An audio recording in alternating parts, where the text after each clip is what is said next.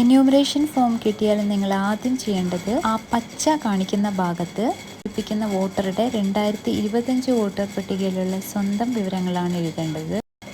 ഇനി നമ്മുടെ ഇടതുവശത്ത് കാണുന്ന ആ റെഡ് മാർക്ക് ചെയ്തിരിക്കുന്ന ഭാഗം 2002 വോട്ടർ ലിസ്റ്റിലുള്ളവർ മാത്രം ഫില്ല് ചെയ്യുക. ഈ ഭാഗത്ത് 2002 പട്ടികയിൽ ഉണ്ടെങ്കിൽ സ്വന്തം പേര്, എപ്പിക് നമ്പർ, ഭാഗം നമ്പർ, ക്രമ നമ്പർ തുടങ്ങിയ വിവരങ്ങൾ 2002 പട്ടികയിലെ അതേപോലെ തന്നെ നൽകണം. ഇനി 2002 ലിസ്റ്റിൽ പേരില്ലാത്തവർ മാത്രം നമ്മുടെ വലതുവശത്ത് കാണുന്ന ആ നീല മാർക്ക് ചെയ്തിരിക്കുന്ന ഭാഗത്ത് ഫില്ല് ചെയ്യണം. ഈ ഭാഗത്ത് 2002 ലിസ്റ്റിൽ പേരുള്ള നിങ്ങളുടെ ബന്ധുവിൻ്റെ ഡീറ്റെയിൽസ് ആണ് ഫില്ല് ചെയ്യേണ്ടത്.